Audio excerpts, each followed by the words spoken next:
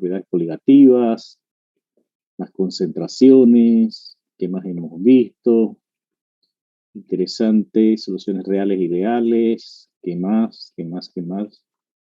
Vaporización, condensación, vamos por aquí, por acá, fracciones molares, vamos, modalidad, vamos por aquí, Acevedo, bienvenida Marta, vamos adelante, tenemos 17, vamos, yo los he invitado, a ver, vamos, invitados, Cochira, vamos, ¿quién más por acá? Vamos, rapidito, nos estamos incorporando, vamos,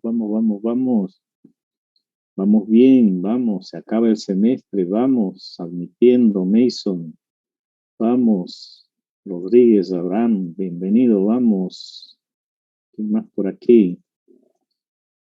Bien, vamos a ver, tenemos, ¿quién más por acá? 21, vamos, 20 conmigo, 20 sin mí.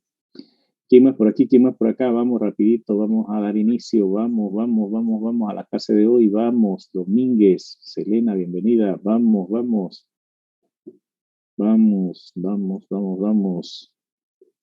Adelante. Vamos, 22, vamos, participantes, vamos. Entonces, a compartir, vámonos por aquí a compartir el lado, vámonos a nuestra clase. Importante, ¿tienen alguna pregunta de los temas vistos hasta ahora? Vamos.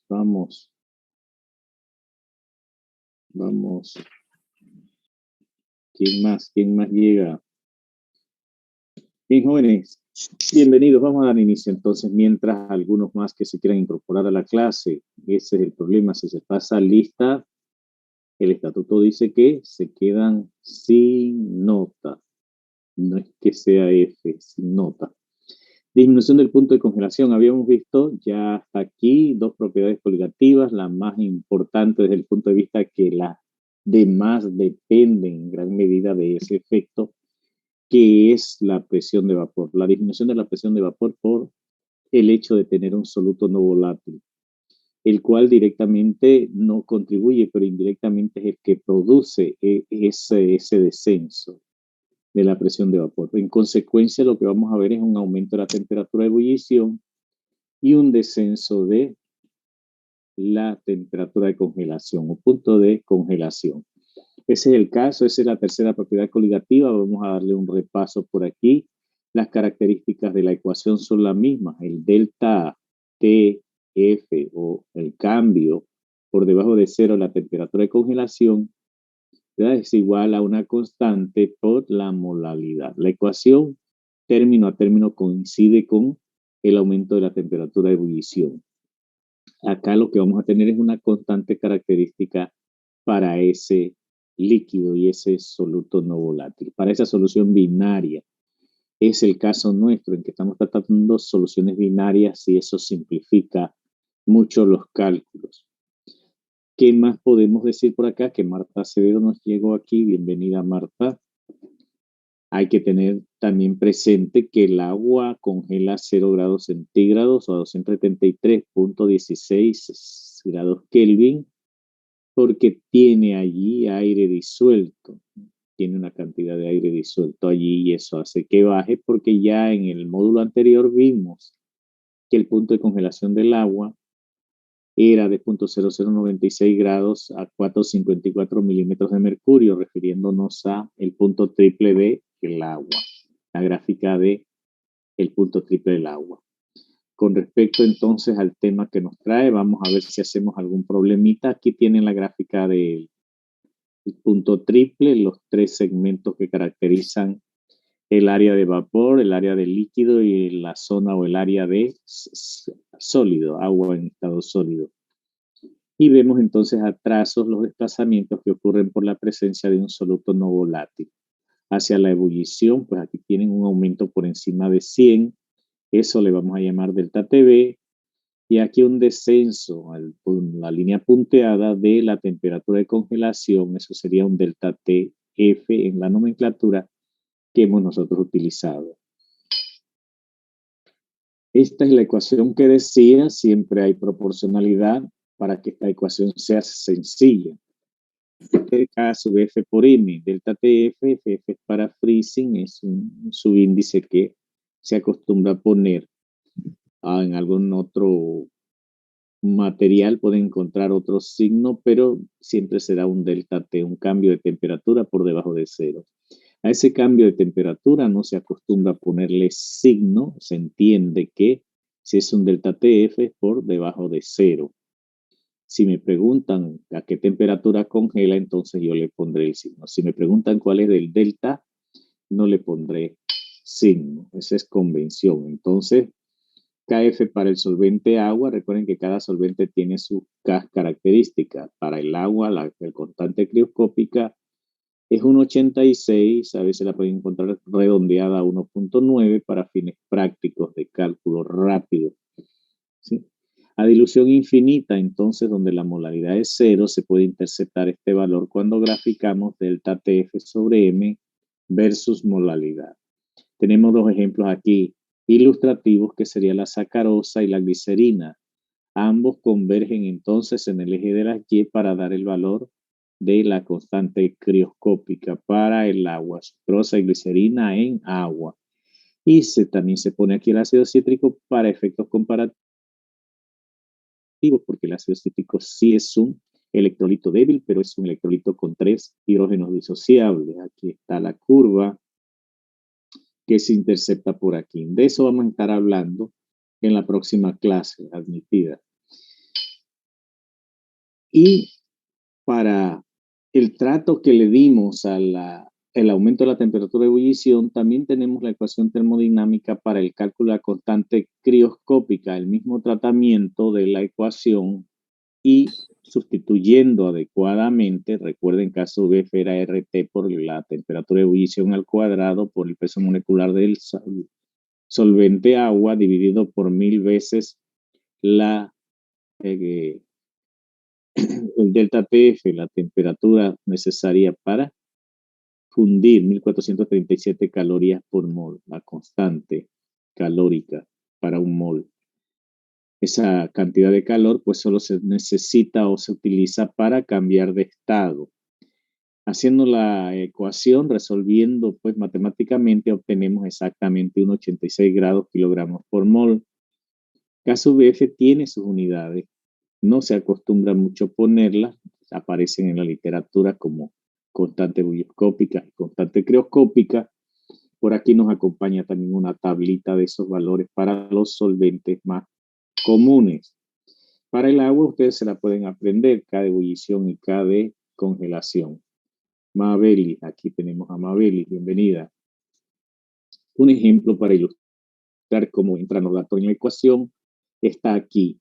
Ahora, enfatizar que la molalidad deben conocer la expresión de molalidad. No es necesario que yo en la ecuación sustituya molalidad porque yo sé que es 1000 veces el peso del soluto en gramos dividido por el peso molecular del soluto por el peso del solvente en el denominador. ¿Ven?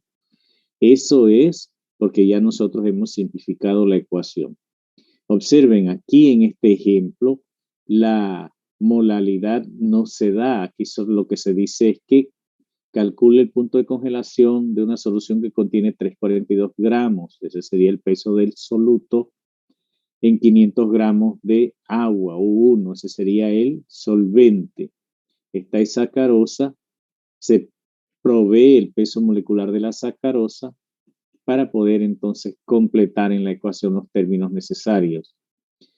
Aquí K sub F 1000 veces U sub 2, peso de 1, aquí tenemos 500 gramos de agua, eso lo convierte en molalidad por 342, todo eso ya está, de modo que obtenemos 37 milésimas de grado.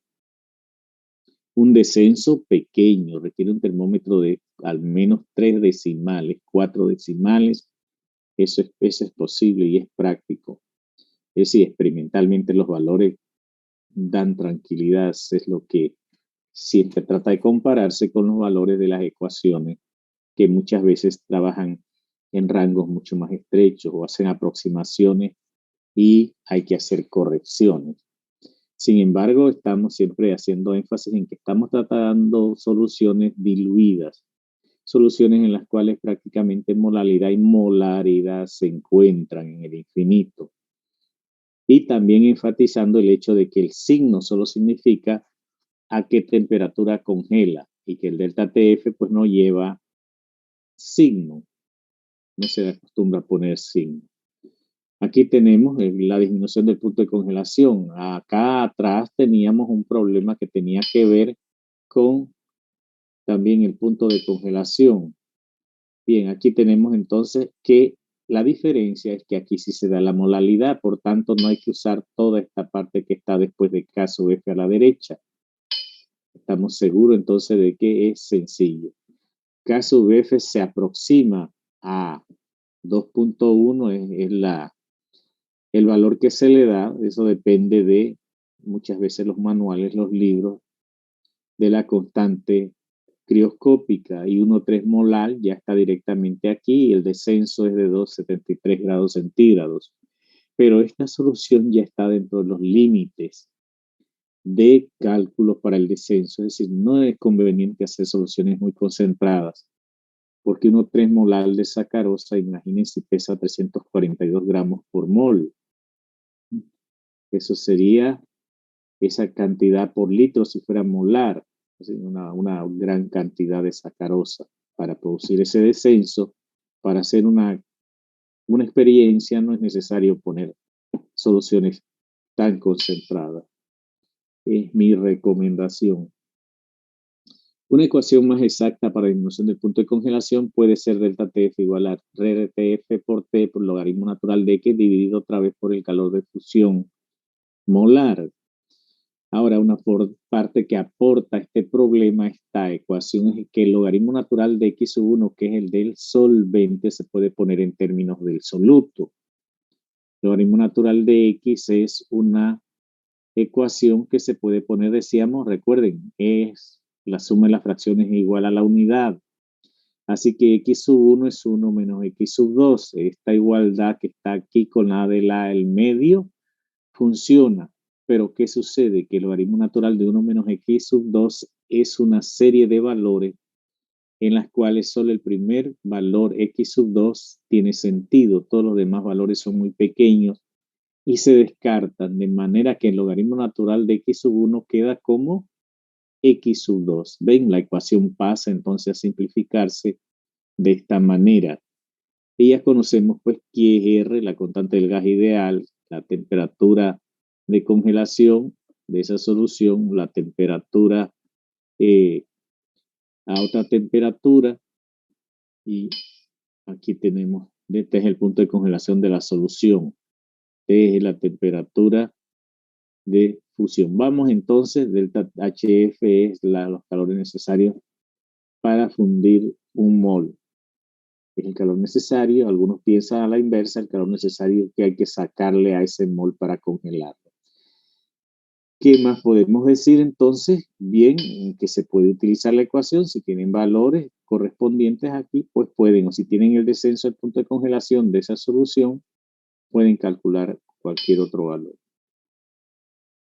Aquí hay un ejemplo que va detallando los cálculos necesarios para trabajar con una sustancia que es un líquido, pero que es un soluto no volátil. A las temperaturas de trabajo no se volatilizan los glicoles. Por ejemplo, el etilenglicol, por ser barato, características de ser polihidroxilados y tener sabor dulce. ¿Cuántos litros de etilenglicol deben añadirse a un sistema de enfriamiento de un carro al cual le caben 12 kilogramos de fluido? Con la idea de protegerlo del congelamiento a una temperatura de 10 Fahrenheit por encima de 0 Fahrenheit. Entonces la ecuación usa centígrados, así que ustedes utilizan la fórmula correspondiente para transformar centígrados a Fahrenheit. Centígrado de Fahrenheit menos 32.8 sobre 1.8 o viceversa. Si tienen Fahrenheit van a centígrados, si tienen centígrados van a Fahrenheit. En este caso vamos a centígrados. Vamos a las características físicas que conocemos. Peso molecular 6207, densidad 1,1274, bastante, la encontramos en la tabla, bastante cercana, ¿verdad?, a donde queremos trabajar, porque aquí grados centígrados. El calor de fusión del agua ya lo tenemos y entonces vamos a convertir Fahrenheit a centígrados y encontramos que eso es por debajo de 0 centígrados. Ahora hemos trasladado a menos 12, 22 centígrados. Es la disminución del punto de congelación que pretendemos lograr. Hasta dónde vamos a proteger, si se trata de un automóvil, a protegerlo del congelamiento del líquido refrigerante. Es decir, no todo el líquido va a ser etilenglicol porque no va a ser necesario, va a ser una solución en agua. A partir de la ecuación que hemos visto delta TF, aquí esta comita no va, RTXF-X2, vamos sobre el calor de fusión, vamos a ver, Cristel, adelante. De esa parte vamos a obtener los moles por kilogramo de dietilenglicol. Recuerden, X2 corresponde al soluto no volátil, que no necesariamente en este caso es un sólido como la sacarosa o la urea. Reemplazamos y obtenemos la fracción entonces molar X2. Ahí tenemos 0.1239 moles por kilogramo de disolvente. Esta ahora vamos a pasarla a molalidad. Moles por kilogramo de agua, luego a gramos por kilogramos de agua y finalmente a litros por 12 kilogramos. Como tenemos el dietilenglicol en líquido, cuando lo vayamos a medir es más práctico si lo medimos en volumen o a alguien se le ocurre que lo puede hacer por kilogramo, si tenemos aquí los datos disponibles. Molalidad, entonces, tenemos 1000X2, recuerden la fórmula, I1 menos X2, que era lo que vamos a sustituir por lo que queremos despejar. Entonces, molalidad, sustituimos todo lo conocido y tenemos 785 moles por kilogramos de agua. Moles por kilogramos de agua. Ahora con todos estos que están en azul son los cálculos correspondientes para que quedemos con el volumen en litros, 519 litros. Mediante la otra ecuación sencilla, que es delta TF igual K sub F por M, también nos podemos ir directamente, aunque hay una ligera diferencia. Bueno, no tan ligera, hay una diferencia de aproximadamente 0.2, 0.3, 0.7 por ahí litros entre el volumen calculado con la ecuación que hemos transformado y la ecuación delta TF sub F por M. Ustedes para que practiquen y vean cómo se hace la conversión aquí entonces de volumen en litro, ¿verdad? Ya en la fórmula anterior vamos a pasar a lo mismo volumen en litros, pero utilizando una ecuación diferente. Decíamos que por aquí tenemos una tablita de las constantes ebulloscópicas y quioscópicas de los líquidos más comúnmente empleados, ya sea para disolver sustancias, compuestos orgánicos, compuestos polares como el agua. Aquí tenemos ácido acético, sería para disolver polares. Tenemos el alcohol etílico, tenemos el agua, algo de fenol. Sí, y los demás pues son para compuestos apolares, compuestos como para disolver en benceno, en alcanfor, en cloroformo. Las constantes están aquí. Aquí tenemos el punto de ebullición correspondiente y acá tienen K sub B, por ejemplo, para el ácido acético 293. Y el punto de congelación, la constante crioscópica 3.9 para un punto de congelación de 16.7. Aquí está toda la tablita, llegamos al líquido estrella, acá agua, punto de ebullición 100, constante ebulloscópica, punto 513, punto 51, se redondea.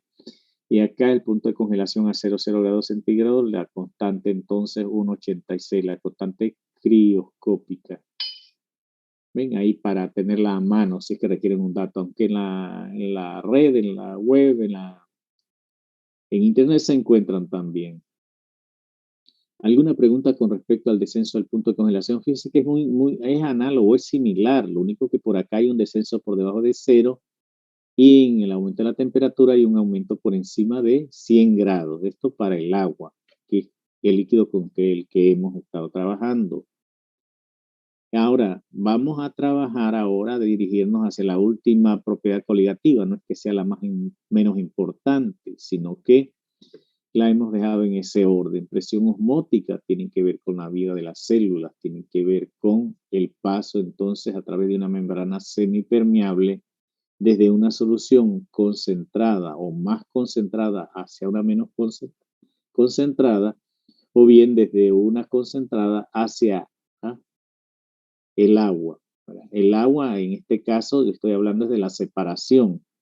El agua siempre va hacia donde haya mayor concentración, porque es la molécula más pequeña la que puede atravesar esa membrana semipermeable. En el caso del eritrocito es importante porque una membrana semipermeable lo que indica es que es medio permeable, aproximadamente permeable, es selectiva a la permeabilidad. Entonces, asumiendo que es permeable, que deja pasar el agua siempre irá hacia donde esté más concentrada la solución. Y yo hago énfasis en que el proceso se da desde una solución menos concentrada hacia una más concentrada, o de agua pura hacia la solución concentrada o la solución que tiene el soluto. Esto lo tenemos que ver a la luz de la disminución de la presión de vapor. Termodinámicamente lo que se asume es que las moléculas tratan de compensar el descenso de presión de vapor que ha ocurrido cuando hay un soluto no volátil.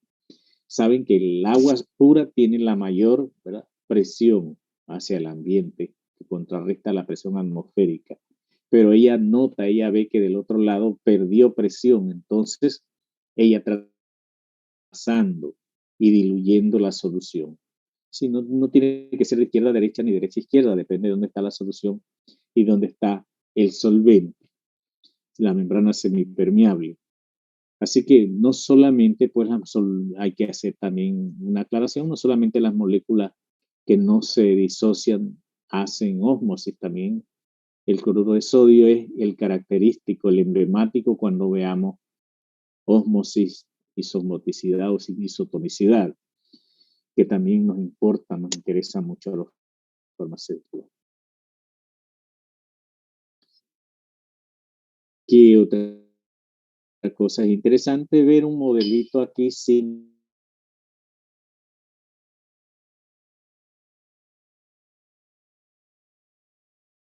láminas de celofán, una tira de celofán de este ancho, de este embudo inverso que hemos colocado inversamente en el diseño, aquí el diagrama, sumergido entonces en agua, en un solvente. Y la espiga entonces aquí contiene la solución, puede ser una solución de sacarosa, una solución de azúcar. Entonces las moléculas de agua, el solvente, asumiendo que es agua, van a pasar por la membrana semipermeable, se va a notar el aumento de volumen de la columna porque está pasando algo material, está pasando para acá y está incrementando la presión. Este agua subirá hasta que la columna, lo que se llama la columna hidrostática o la cantidad de agua, tenga una masa que no pueda resistir seguir subiendo por efecto de la gravedad. En ese punto se supone que las presiones se han compensado también, que tanto la presión de afuera, una atmósfera, como la de abajo es igual, ya no subirá más. Si nosotros pudiéramos restringir, vamos a suponer que este es el punto inicial, donde está el menisco, si pudiéramos restringir que subiera por aquí el agua, esa presión necesaria para restringirlo es lo que nosotros conocemos como presión osmótica. Ahora, presión es presión, solamente que en este caso estamos hablando de la presión que se produce por el paso de agua hacia el otro compartimiento, aumentando su volumen. Eso produce presión. Presión contra la de afuera, contra una atmósfera. Y que es un fenómeno parecido a la capilaridad, donde también nosotros hemos calculado la tensión superficial de un capilar, el agua que sube por un capilar hasta que ya el agua no puede subir más y ya entonces se equilibran ahí la fuerza de la que sube y la fuerza de la atracción de la gravedad.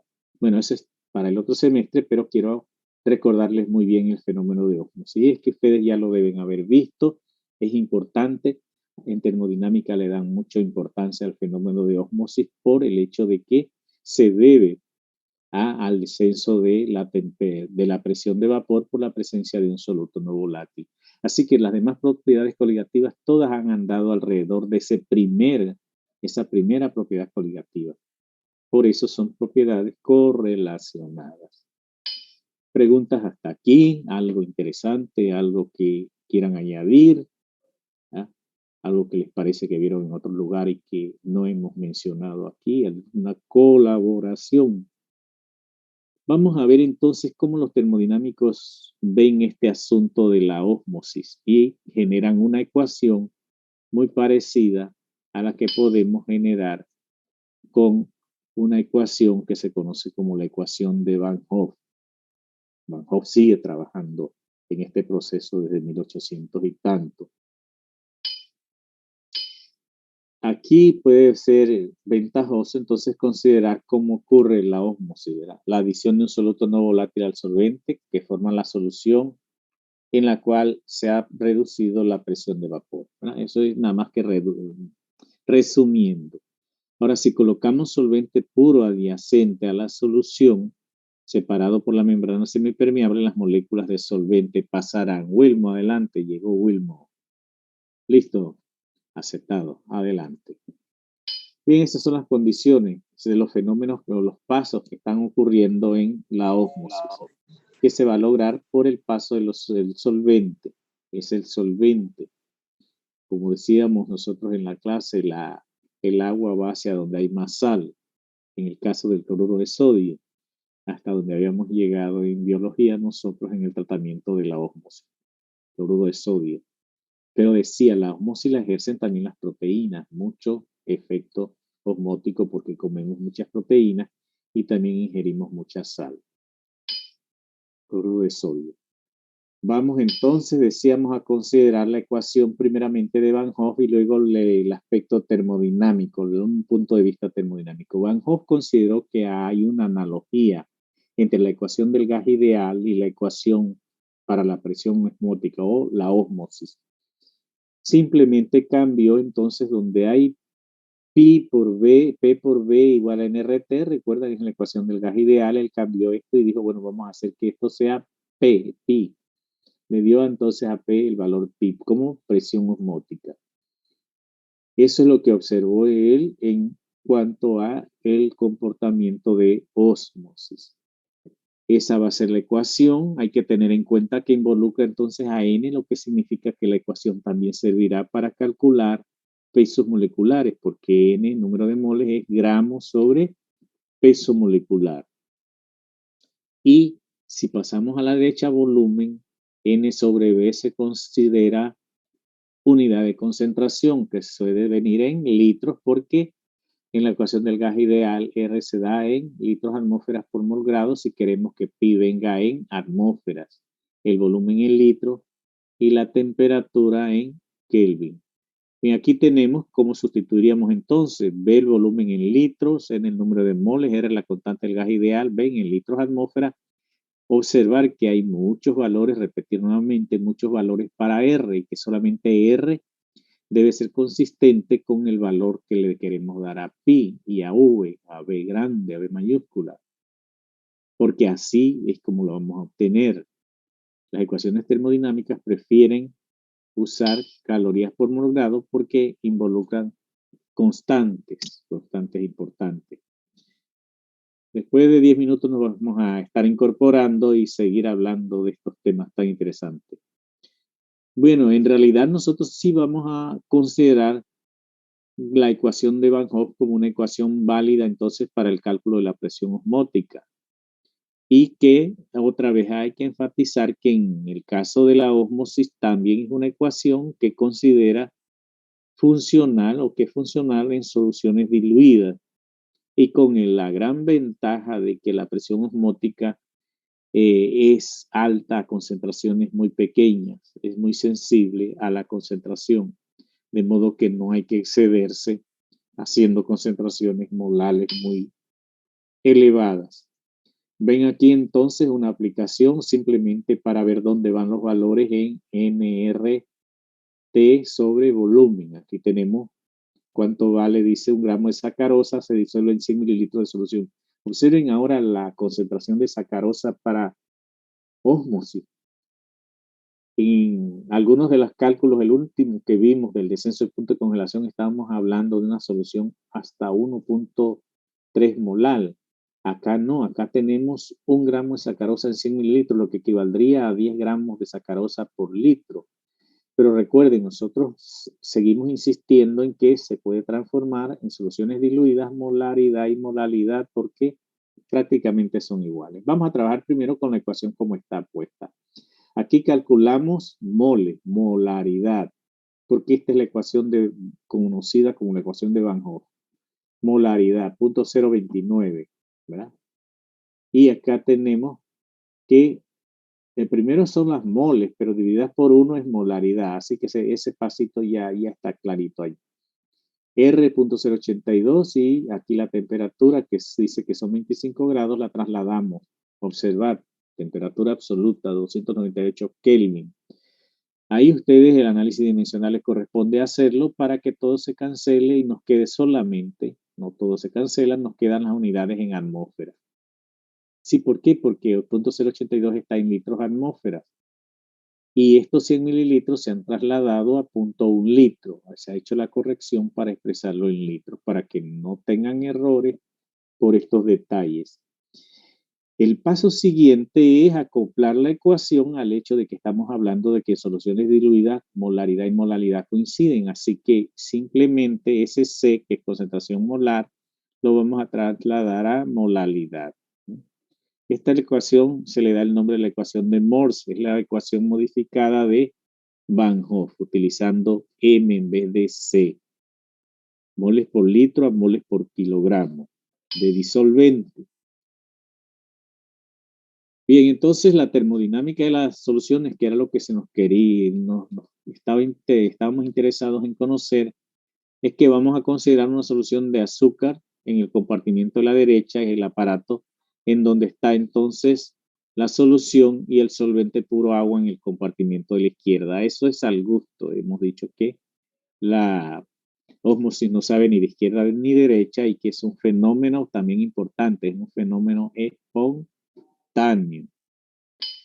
Este es el diseño, este es un modelo, este es un cilindro, este es un tubo que va en esta forma así de U, pero que tiene aquí también una modificación.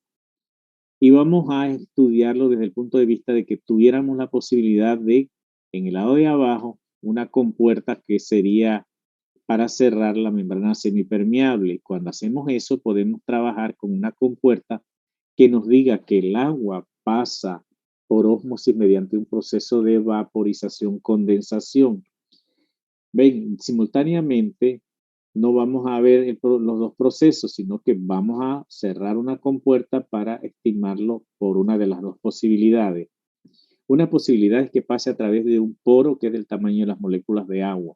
Otra posibilidad es que pase simplemente vaporizándose y cayendo a la solución en ese afán de diluir la solución para que aumente su presión y vaya alcanzando la del agua, de la solución pura. Entonces, en el primer proceso, vamos a ver, aquí tenemos presión. ¿Cuántas presiones tenemos? En un lado vamos a considerar que como está el agua aquí, el agua va a pasar a la derecha y que aquí va a ser afectada por la presión atmosférica que vamos a llamar P sub 0, presión atmosférica igual a P sub 0 en esta nomenclatura. Y como va pasando moléculas de agua para acá, va aumentando la presión. Decíamos que si ponemos aquí un pistón que restrinja, que sube el agua, eso se va a llamar entonces la presión osmótica. Bien, si entonces se asume que la compuerta situada en el espacio aéreo, en la primera consideración, vamos a ver el proceso de paso por membrana abajo y cerramos aquí. Tenemos esa posibilidad ideal. Entonces, la presión externa es presión atmosférica. Decíamos que le íbamos a llamar P sub 0 en nuestra nomenclatura. La presión que debe ejercer el pistón sobre la solución para restringir el paso del agua hacia la solución le vamos a llamar P, ¿verdad? La diferencia entre estas dos presiones en equilibrio es P menos P sub 0. ¿Ven? P, que es la del agua, menos la presión de vapor. Así que eso va a ser pi, la cantidad de presión que restringe. Pi es P menos P sub 0. Ese es el proceso por la membrana, paso de membrana. Ahora el paso por destilación-condensación es el transporte alterno. Ahora lo que vamos a asumir es que estamos trabajando mediante un proceso en el cual cerramos la compuerta aquí, cerramos aquí y el paso que consideramos uno a la vez. Ahora el paso por destilación-condensación. En el paso de la destilación-condensación vamos a tener que la presión de vapor del agua en el solvente puro es P supra 0. Esa es la presión de solvente puro. Recuerden en las ecuaciones de Raoult, P supra 0 correspondía a la presión del solvente puro bajo la influencia de la presión atmosférica que ya anteriormente llamamos P sub 0, ¿verdad? Que es mayor que la presión de vapor P del agua en la solución, ¿verdad? Entonces tenemos P supra 0, P del solvente puro, P sin ningún sub, P verde es la presión de vapor de la solución. Y P supra 0 menos P es un delta P, el cambio de presión que ha ocurrido. Ustedes lo pueden ver en detalle a los que les interese. Este es un manejo más o menos matemático, pero lo vamos a exponer para que no salga tan de la nada nuestra ecuación termodinámica. Otra vez, para restringir el paso del solvente, se debe ejercer una presión P por el pistón sobre la solución, ¿verdad? Ya lo hemos dicho que si podemos restringir, tenemos la presión osmótica. Entonces, P menos P sub 0 vuelve a ser pi, ¿verdad? Mediante el proceso de destilación-condensación. Ahora, vamos a ver qué ocurre si calculamos el cambio en energía libre, delta G, por la transferencia de un mol de solvente a la solución por destilación en fase de vapor y condensación, y B, la transferencia de un mol de solvente del solvente hacia la solución mediante ósmosis. A es el primer proceso y B es el otro proceso, el de destilación, vaporización, condensación, y B es el de paso a través de la membrana semipermeable. En el caso de A, delta GRT, logaritmo natural de P sobre P supra 0. Ese es el valor que nos daría el cambio en energía libre por A. Pero para B también vamos a calcular el delta G. Es menos B1 P menos P sub 0, que es menos B1 por pi. Ese valor menos está dado ahí en relación al volumen molar parcial. Ese casi es exactamente al volumen de mol por litro para el solvente. Ahora, en el equilibrio, cuando ya no puede ascender más el agua por efecto de cualquiera de los pasos, porque la presión ya no puede, la columna de agua ya no puede subir más, podemos igualar delta G de B con delta G de A. ¿Bien? Cuando hacemos esas igualdades, aquí tenemos la ecuación A y la ecuación B. Esta es la ecuación A, la ecuación B. Cuando comparamos nada más los términos de la derecha y resumimos en cómo nos queda entonces la ecuación. RT sobre B1 logaritmo P supra 0 sobre P, ¿verdad? Y podemos también invertir. Para eliminar el signo negativo solamente tenemos que invertir la fracción del logaritmo. La fracción logarítmica es el logaritmo de P sobre P supra 0, logaritmo natural. Si invertimos, aquí aparece un signo negativo y entonces este se cancela. Y esta es una ecuación termodinámica para el cálculo de la presión osmótica.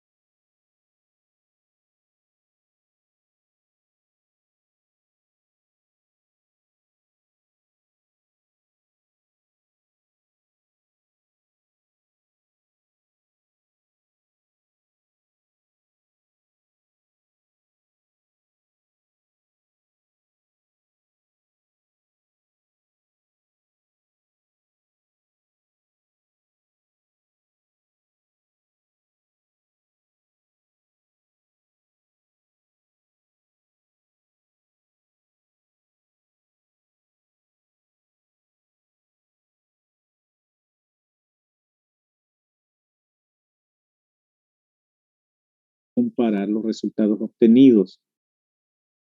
Vamos, adelante. Melanie, Samaniel, Alonso, adelante. Los estamos uniendo por aquí. Usmari, Hola, hola, hola, hola. Vamos, Maite, adelante. ¿Quién más por aquí? Sáenz. ¿Quién más por acá? Por aquí tenemos Rodríguez, Edesma. ¿Quién más por aquí? ¿Quién más por acá? Aquí está. ¿Quién más por aquí? ¿Quién más por acá? Este es más rapidito que al principio. Todo muy bueno, todo. Además, aquí estamos para resolver dudas. Si hay alguna duda, de gracia, me la hace saber. Sí, Katy Ledesma, vamos. Maciel Lazo. ¿Quién más por aquí? Lady, estamos llegando. ¿Quién más por acá? Bien, entonces vamos a la presentación.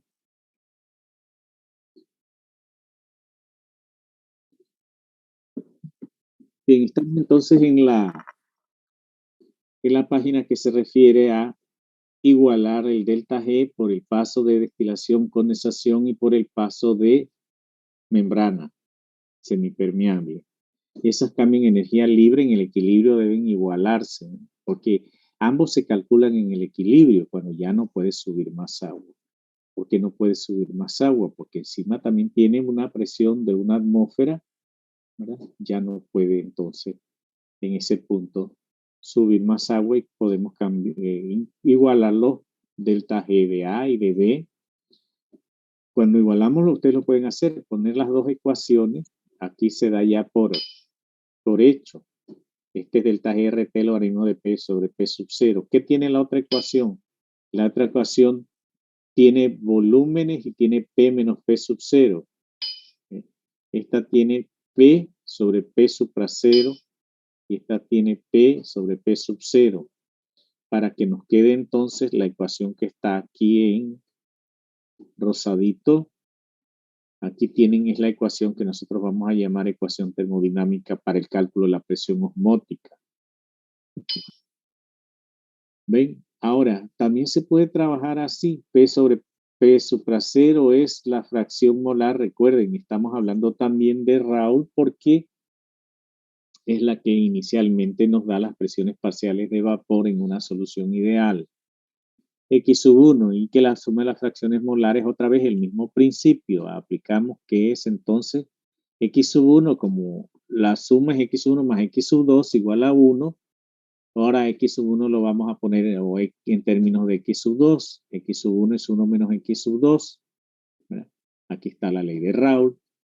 Y luego decimos lo mismo. La extensión de los términos, aquí sí hace un esfuerzo, por representar que el desarrollo de este logaritmo natural de 1 menos x2 es una serie de términos algebraicos que se conocen como que el primero es menos x sub 2, todos con signo negativo, el segundo es menos x sub 2 al cuadrado sobre 2, el siguiente es menos x sub 2 al cubo sobre 3, ven, elevado a la potencia sobre la potencia.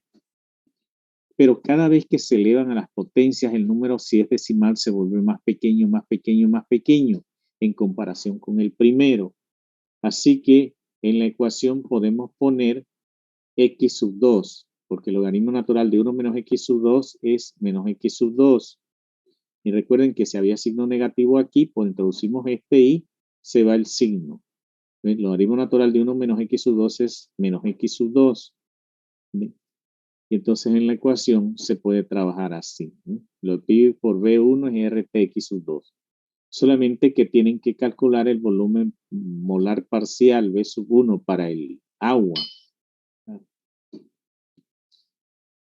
Para una solución diluida, entonces X sub 2 es aproximadamente igual a N sub 2 sobre N sub 2. Esto no es nada nuevo, ya vimos eso, que cuando la solución, el número de moles del agua es mucho, mucho mayor que el número de moles de soluto, entonces el denominador para el cálculo de las fracciones molares se simplifica N sub 1, se cancela por ser insignificante N sub 2 y la fracción molar no es más que N sub 2 sobre N sub 1 en soluciones diluidas. De aquí entonces se reemplaza N sub 2 sobre N sub 1 más N sub 2 por N sub 2 sobre N sub 1. Aquí y por V, el volumen específico parcial por RT. Multiplicar por el volumen de un mol. N sub 2 para una solución acuosa diluida. N sub 2 sobre V por RT. Para 1, porque aquí esto se convierte en 1. Volumen, un mol. Un mol aquí es N sobre V. Y nos queda así. Recuerden que siempre nos interesa el soluto, a veces nos interesa también como parte de la ecuación el solvente, por supuesto. Aquí es N2 para soluto y N sub 1 y así sucesivamente para solvente. Volumen este 1 para solvente. Ahora, con soluciones diluidas resulta que todo esto se hace igual a RT por M. RT está aquí y esto no es más que en solución diluida molalidad. Y llegamos otra vez a la ecuación de Morse. Quiere decir que a medida que la solución se diluye, caemos en una expresión de Morse, usando molalidad preferentemente porque no depende de la temperatura, de la vaporización por temperatura, se mantiene constante. Para un ejemplo práctico, para que veamos la diferencia, en cuanto al uso de las ecuaciones, vamos a calcular presión osmótica con la ecuación de Morse y presión osmótica con la ecuación termodinámica. Recuerden, las que tienen la presión del soluto y la presión del solvente puro es la ecuación termodinámica. Dice el problemita que parece largo, pero no, porque ya sabemos a qué corresponde cada cosa. Pi para una solución 1 molal de sacarosa, eso lo requerimos para la ecuación de Morse, y que lo calculemos con la ecuación termodinámica. Para la termodinámica necesitamos ir a la tabla y conocer la presión de vapor de la solución, perdón, del agua, pues el solvente. Eso en la literatura nos da una tabla, la queremos a 30 grados porque es lo que nos dice el problema, que calculemos pi por la ecuación de Morse y pi por la ecuación termodinámica. Lo que da aquí el problema en amarillo es la información, no la tienen que buscar y aquí está. Primero pi RTM nos da la molalidad y nos da el valor de la temperatura, 303 Kelvin, 0.082 litros atmósfera, porque en estos problemas todos los hemos hecho en términos de atmósfera, pero ustedes pueden utilizar cualquier otra unidad de presión. Yo les recomiendo siempre que vayan a un neumático, porque una llanta siempre, por principio, tiene prácticamente todas las presiones. Un neumático que tiene 38 libras por pulgada cuadrada, se la da en pascales, se las da en atmósferas, se las da en milímetros de mercurio, en lo que se les ocurra. Nada más tienen que ir allí y lo importante es que se familiaricen por lo menos con la capacidad que tiene una atmósfera. Y para eso siempre los refiero precisamente al neumático, que tiene aproximadamente 2.5 atmósferas de presión. ¿Ves? Parece tonto, pero una llanta que explote instantáneamente puede causar un daño, lanzando pedazos de la misma o lanzándose ella misma sobre la persona. De modo que no es que 2,5 atmósferas no sean peligrosas, el mismo manejo de la olla de presión también es un aditamento que utiliza estos principios, pero que a pesar de todo el montón, como 4 sistemas de protección de válvulas de escape en caso de exceder esa presión, es importante mantenerla vigilada, ¿verdad? Para no llegar a ese extremo, porque si suelta la presión, va a escapar, no se va a romper nada, pero sí va a soltar un chorro de agua a temperaturas por encima de 100 grados, ¿no? Que van a ser quemaduras profundas. Entonces, tener una idea, 2,5 atmósferas, cuánto daño pudiesen ocasionar, cuánto efecto tiene. También vimos cuando hablamos de los aerosoles que íbamos a trabajar entre 1 y 6 atmósferas.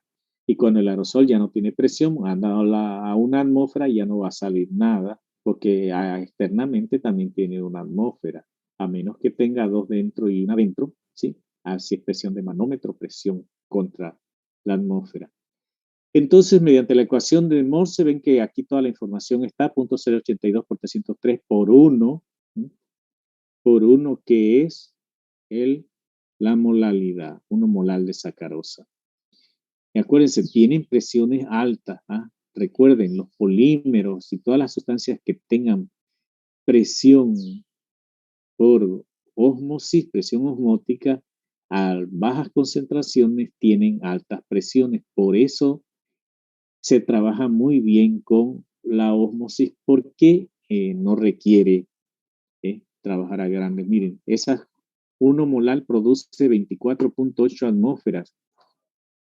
Ni idea por aquí ahora cuántas atmósferas, ni siquiera el agua de la cañería llegaría a esos, ni a 2 atmósferas llegaría el agua como está hoy la situación con el acueducto, que están, me imagino que están economizando los precipitantes, las sales de sulfato de aluminio, porque el problema en el invierno es que el agua se satura, se llena de fango, de moho, y eso demora mucho más la precipitación. Entonces dicen que es que se les dañaron las bombas, las válvulas, la electricidad, etcétera, etcétera.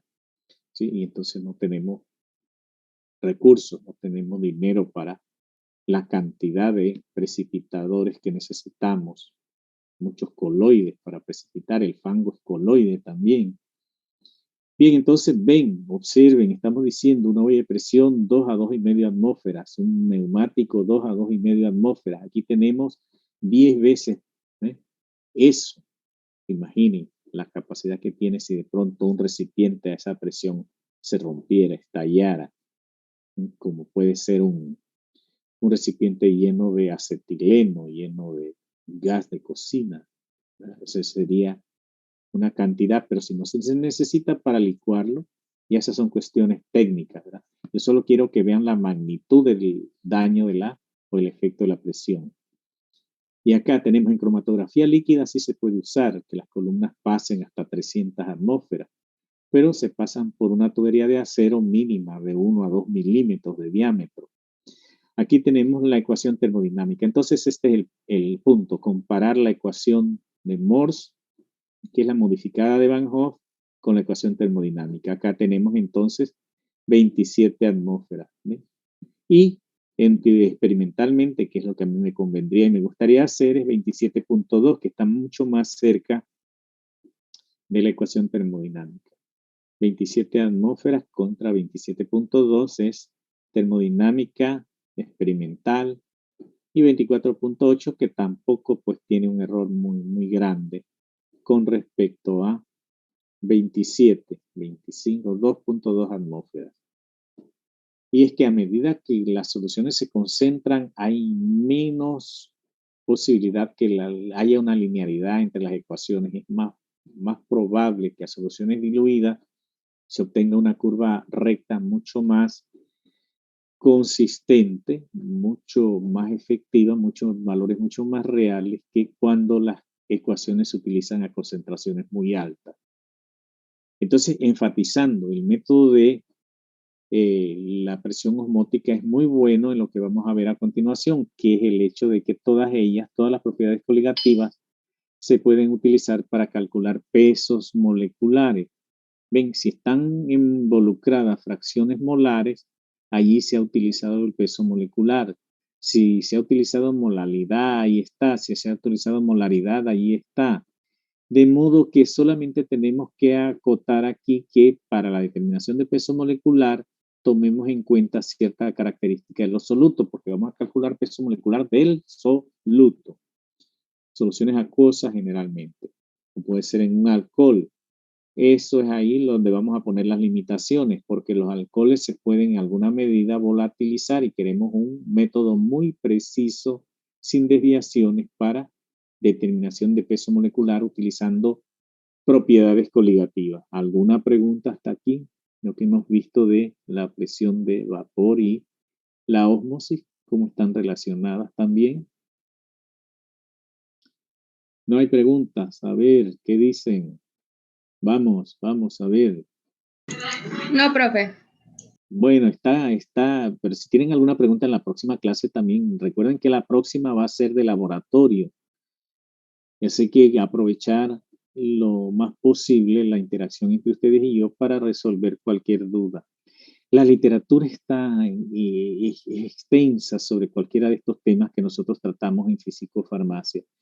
yo también enfatizo el hecho de que a nivel de licenciatura nosotros estamos impartiendo conocimientos que ya no carecen de aquello de que hay que comprar un libro nuevo, ¿sí? Porque nosotros, como profesores, no podemos aumentar los contenidos al infinito porque de pronto hay un libro que tenga más. Tenemos que centrarnos en los conocimientos que podemos suministrarle a los estudiantes en un tiempo dado y que sea igual para todos y que es conocimiento ya totalmente establecido, en el cual no hay duda de que en un lugar lo van a encontrar una definición, un concepto diferente, un valor que se aleje de la realidad. Pues pueden haber discrepancias en cuanto a los símbolos, eso siempre ocurre, discrepancias en el significado de delta T, delta B, delta, cualquier cosa de esas, pero eso no influye, entonces incide en cambios en el concepto, el cambio conceptual. Porque siempre la gente dice de que encontré un libro, no, pero es que a los estudiantes tampoco, no es para darles lo que necesitan a nivel de licenciatura, y luego ahí siguen las maestrías, donde las cosas pueden ser medias grises, y llegan los doctorados, donde las cosas no son ni grises ni blancas, ahí es para investigar.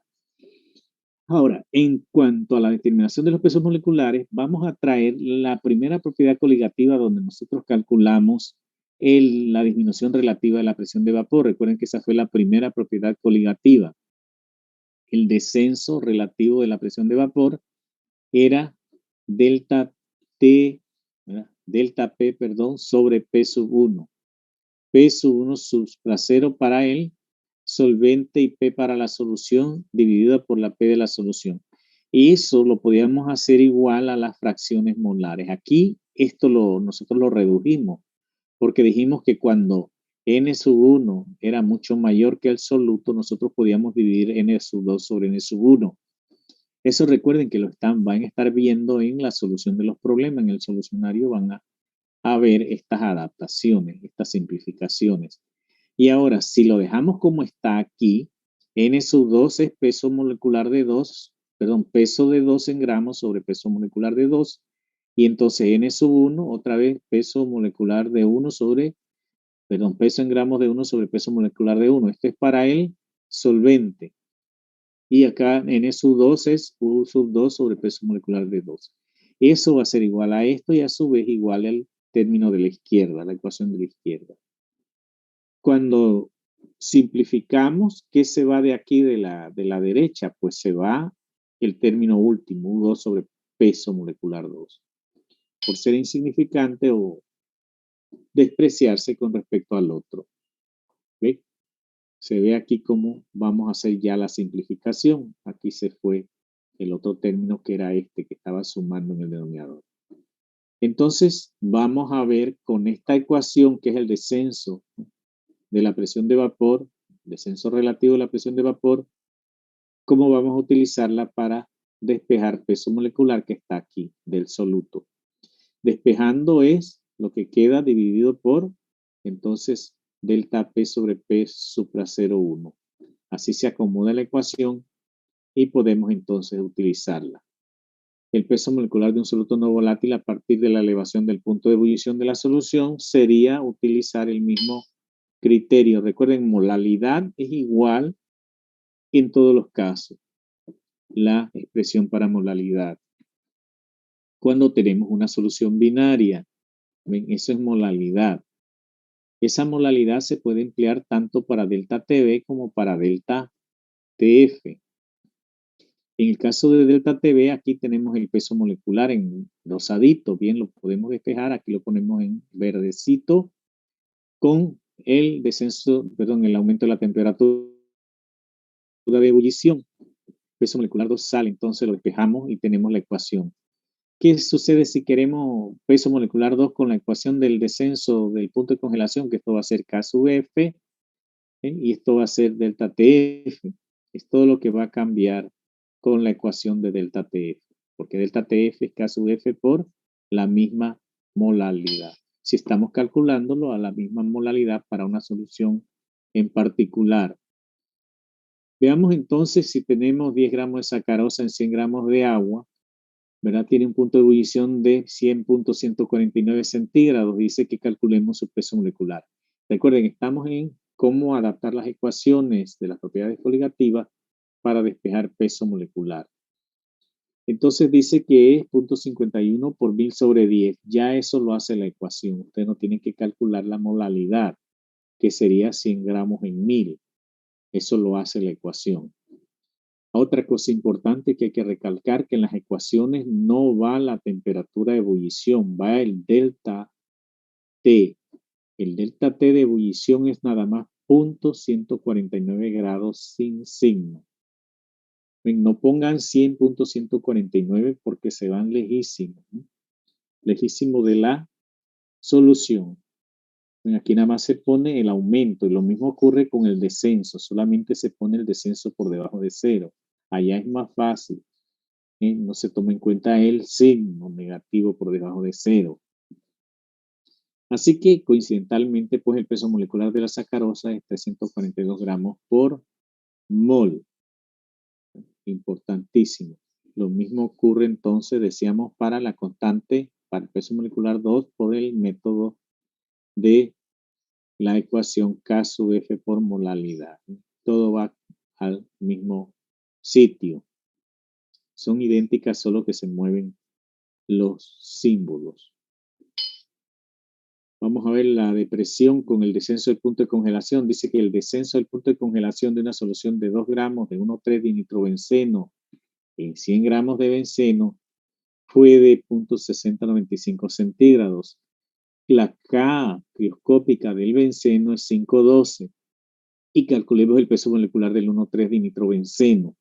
Ahora, ¿qué de particular tiene este problema ahora que no lo habíamos enfocado hasta ahora? Bien, tiene dos cosas. Una es que la solución es de un solvente apolar que es 1,3 dinitrobenceno y que quien los disuelve a él, el soluto, es benceno. La primera parte, entonces, si es benceno, tenemos que irnos a una tabla a buscar la constante crioscópica del benceno. Listo, es 5.12, ahí está en la tablita también. Pero lo pueden corroborar si quieren irse a la red a buscar información.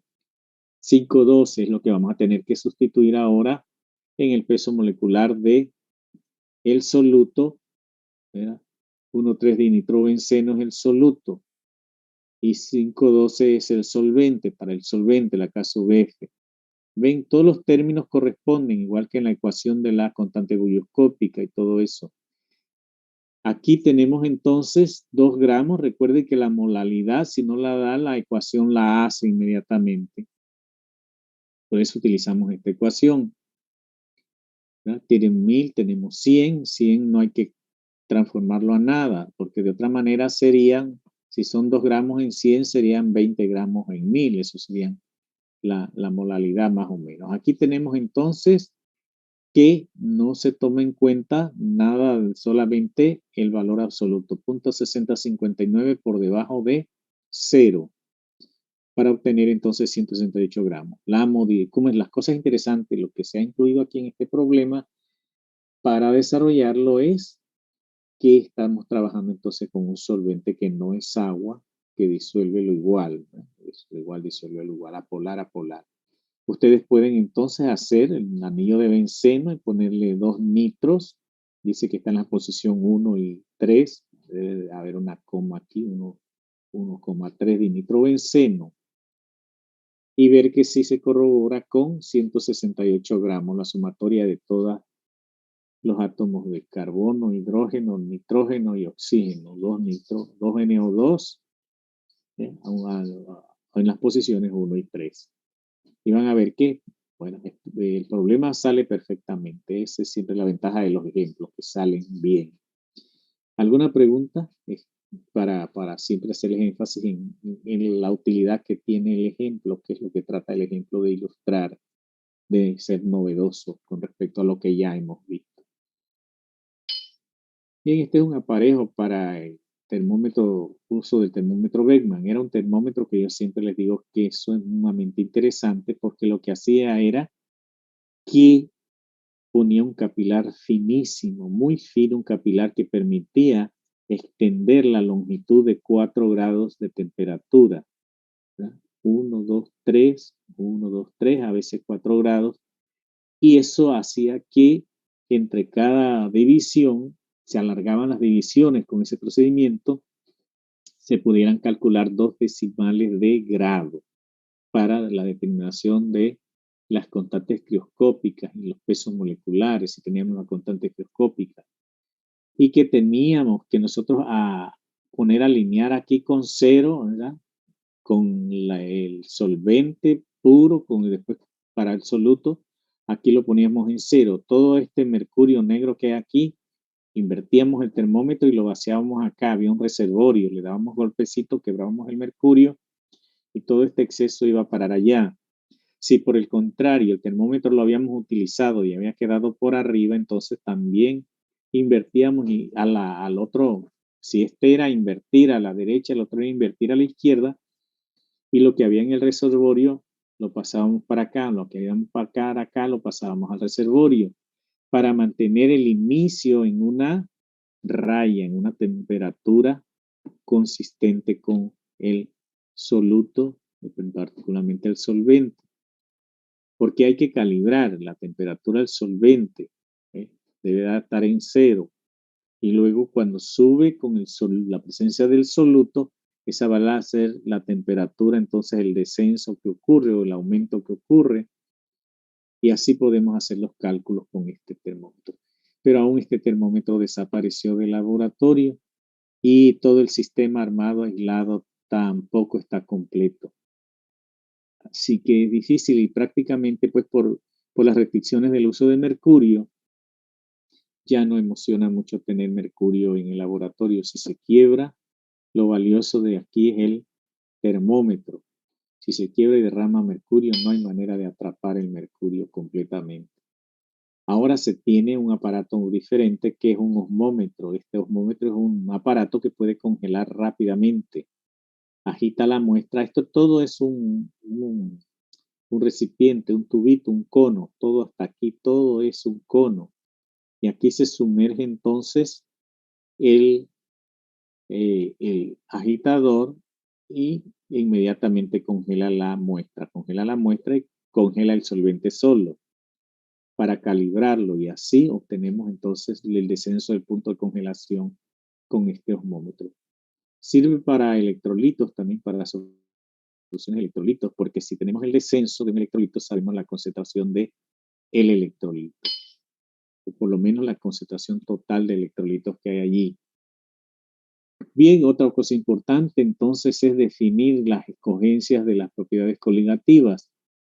El método de ebullición o punto de ebullición se caracteriza porque el soluto no sea volátil o en alguna medida, no quiere decir que esté completamente y no volatilizable, pero que no presente alguna cantidad de sustancia que se pueda volatilizar. Es importante entonces que para los alcoholes no sea un método satisfactorio. El punto de congelación se determina fácilmente y tiene alta precisión, siempre con moléculas pequeñas. En cambio, para la ósmosis, el método adecuado es presión osmótica. La medición de presión osmótica no tiene desventaja de esta naturaleza. Ahora, puede haber algunas dificultades, pero en realidad sí se adaptan la mayoría de las veces a lo que queremos nosotros hacer en las técnicas. Presión de vapor también se puede utilizar. Y aquí tenemos métodos de elección entonces de acuerdo a métodos crioscópicos y las nuevas técnicas de presión de vapor. La presión de vapor es un poquito más complicada.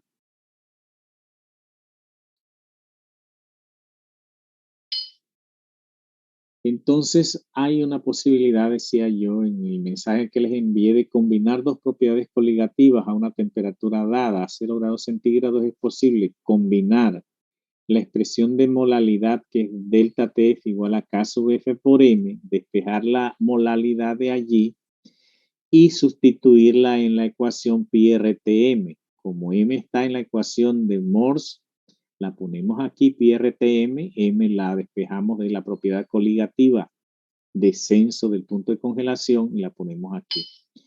Haciendo un completo análisis delta TF, la propiedad que vamos a utilizar, despejamos molalidad aquí. Aquí tenemos la ecuación de Morse, sustituimos M aquí, tenemos entonces esta ecuación. Esta ecuación dice que pi ahora no requiere otra información que R, temperatura, constante crioscópica, y podemos con ella determinar el descenso del punto de congelación. Observen la ventaja que tiene haciendo esta combinación para presión osmótica. R litros atmósferas por mol grado, temperatura en Kelvin a 0 grados. La ecuación funciona a 0 grados, 276.16 Kelvin, 0 grados correctamente, sobre 1,86 para agua, el solvente agua, y así podemos obtener delta TF. Ahora, como todo esto es constante, podemos hacer la multiplicación y la división y obtener aproximadamente 12.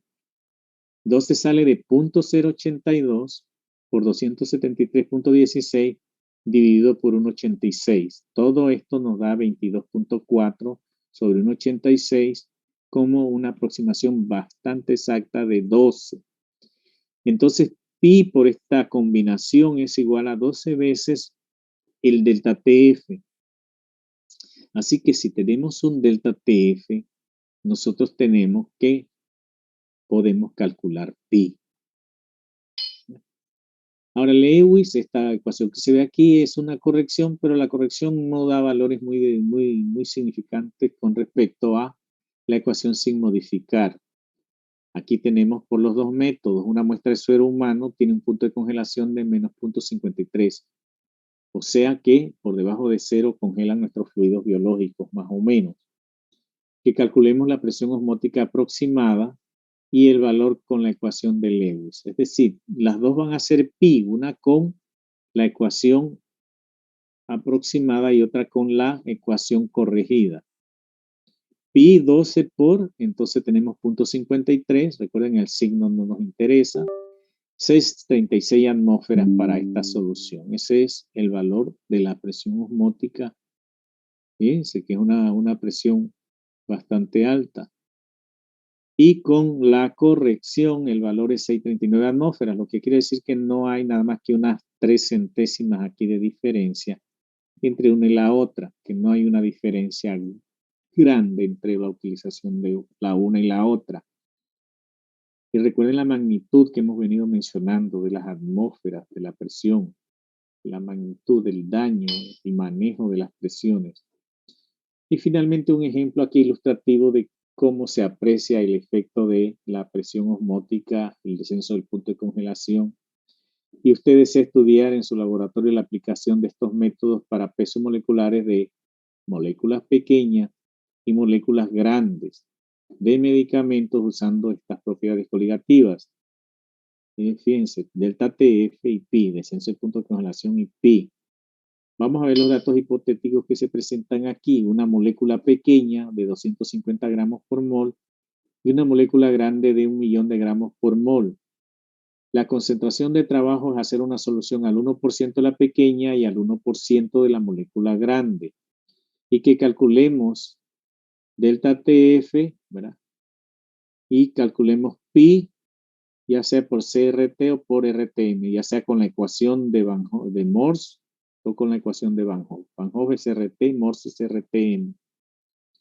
Aquí tenemos la información, la constante crioscópica para el agua, R, si queremos el cálculo en atmósferas, el peso de la solución, si la queremos expresar en gramos, tenemos volumen, la expresamos en 1.010 gramos de solución porque la densidad es de 1,01 a esta concentración. Eso es para sustituir en la ecuación, simplemente para sustituir en la ecuación. Delta TF, entonces, lo tenemos aquí, 1,86 por molalidad. Aquí tenemos 7 centésimas, aproximadamente 7 centésimas o 74 milésimas de grado. Y aquí tenemos a lo que correspondió entonces delta TF. La sustitución que hicimos aquí, 1.010 menos 10 para el peso del solvente y 250 para el peso molecular de la molécula pequeña. Mira, 1010 menos 10, que significa U sub 1. Ahora, usando la ecuación de Van Hoff, vamos a obtener 0.97 atmósferas. Ese es pi, usando la ecuación de Van Hoff. Si la queremos expresar en milímetros de mercurio, pues son 744 milímetros de mercurio. Lo que hay aquí es una reglita de proporcionalidad. 9 décimas de atmósfera de 760. Un poquito menos de 760 milímetros de mercurio. Si hay alguna duda sobre las ecuaciones, sobre los productos que estamos obteniendo, ustedes me dicen. En realidad es repetir muchas de las cosas que están aquí. RT por molalidad para la ecuación de Morse. Da igual, 979 atmósferas. ¿verdad? Y cambiando atmósferas a milímetros de mercurio, pues aquí tenemos ya 743.8 más o menos. No hay una diferencia, prácticamente leen, aquí tenemos 744 y aquí tenemos 743.8. Ahora, cuando tengamos soluciones y usamos un manómetro de agua, es posible usar un manómetro de agua también. Entonces tenemos milímetros de agua. A veces las personas quieren expresar la presión en milímetros de mercurio porque es más convencional. Entonces, si tenemos presión en milímetros de agua, recuerden, cualquier líquido se puede utilizar para medir presión, pero va a venir en las unidades correspondientes al líquido utilizado. Entonces hay que hacer conversión. La conversión, presión en milímetros de mercurio, involucrará la densidad del mercurio, que es muchísimas veces mayor que la del agua. Para el mercurio, para el agua casi es 1, para el milímetro, para el mercurio es 13,534 gramos por centímetro cúbico, la masa del mercurio por centímetro cúbico, ¿verdad? Entonces, aquí tenemos los milímetros de solución acuosa, 9.967 milímetros de solución, porque lo estamos trasladando, en vez de milímetros de mercurio, lo estamos utilizando en solución acuosa. Entonces, esta ecuación también nos sirve para ir a la inversa. Para la pequeña molécula, el peso molecular de 250 gramos por mol. Para la macromolécula, tenemos que el delta TF, con toda la información provista, porque tenemos 10 a la 6. Ese es el peso molecular de la molécula grande, 1.000.000. Tenemos que el delta TF es 1,86 por 10 a la menos 5 grados centígrados. Llegamos hasta esa sensibilidad de que tenga 4 ceros por detrás del 1 para grados centígrados. Y para la presión osmótica de la molécula grande tenemos 2,45 por 10 a la menos 4 atmósferas. Lo que quiero que detecten aquí es la sensibilidad de la presión osmótica para calcular los descensos del punto de congelación y a su vez poder calcular pesos moleculares también. Cambiando a milímetros de mercurio, tenemos entonces simplemente que atmósferas, el factor de conversión, la reglita de 3 es esta y tenemos 0.186 milímetros de mercurio. ¿Ven? Una unidad más razonable, se ve aquí entonces la presión. Porque cuando la vemos en atmósfera, decía, tiene en este caso 4 ceros por detrás del 2. Y luego, si lo queremos en milímetros de solución acuosa, recuerden que tiene que aparecer aquí la densidad de mercurio, 13,534.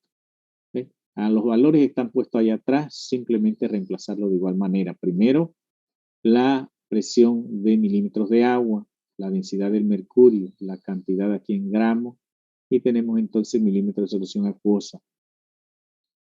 Obsérvese que tanto en el numerador como en el denominador hay unidades de gramos por centímetro cúbico, lo que quiere decir que se cancelan los gramos por centímetro cúbico.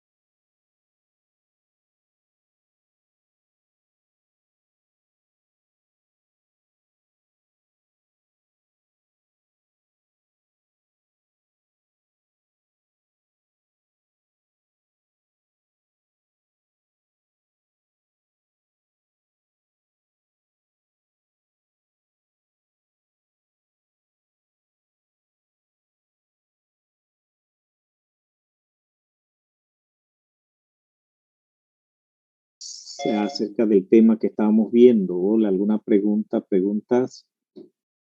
¿Alguna cosa que no quedó claro? Estábamos comparando el uso de las propiedades coligativas con respecto, particularmente enfatizando en presión osmótica, descenso del punto de congelación, y las conversiones de presión en milímetros de agua en milímetros de mercurio, atmósferas en agua, atmósferas en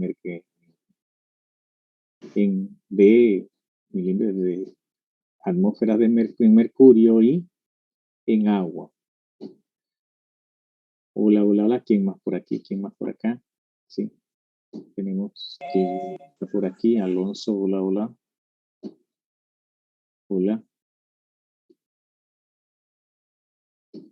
Natalie, bienvenida. Vamos. Unos minutitos más solamente para terminar sin dejar dudas al respecto. Lo que estábamos hablando era entonces de que podríamos hacer una comparación entre una molécula pequeña y el efecto que tiene en el cálculo de la propiedad coligativa presión osmótica. Que tengan en cuenta la magnitud de la presión, independientemente de que sea osmótica, es presión. Y nosotros en nuestras células, en nuestra sangre, también compartimos ese fenómeno de la presión y la denominamos presión osmótica, paso de agua a través del eritrocito y de ciertas sustancias que él deja pasar por ser una membrana semipermeable o impermeable imperfecta. Eso es lo que hemos visto. Y en cuanto a la presentación, pues tenemos eso allí en pantalla. Si alguien tiene alguna duda, alguna pregunta, ahí están los problemitas, tienen el solucionario, hagan los problemas y luego compárenlo con las respuestas que ustedes obtienen. Háganlo ustedes y luego lo comparan. Cambiando, ¿ven? Cambiar a soluciones, este material lo van a tener, esas ecuaciones necesarias, no es necesario que las memoricen, pero que sí comprendan qué va sustituido en cada caso. Enfatizamos que siempre los subíndices 1 son para solvente, agua, en la mayoría de los casos, y que el sub 2 es para las concentraciones de el soluto, las cantidades de soluto, las unidades que haya que convertirlo. Profe, No está compartiendo pantalla.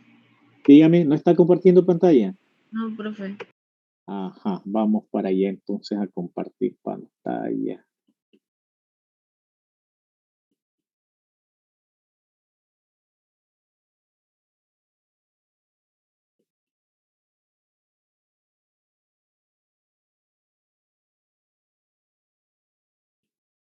Estamos compartiendo, hola.